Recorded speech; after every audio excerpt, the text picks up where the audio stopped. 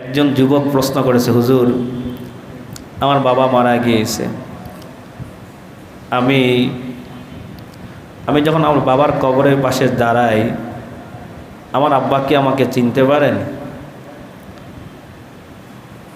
দেখেন ভাই, কবর জিয়ারত করা সুন্নত।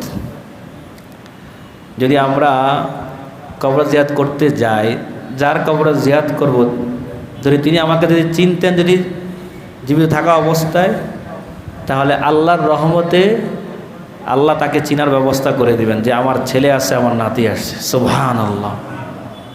এই যে আমরা বলি না, আসসালামু আলাইকুম আহলাল কুবুর, সালাম দিতেছি আমরা কাকে? কবরবাসীকে। তবে তারা শুনতে পান। সালাম কাকে দেওয়া হয়? যে শুনতে পায়।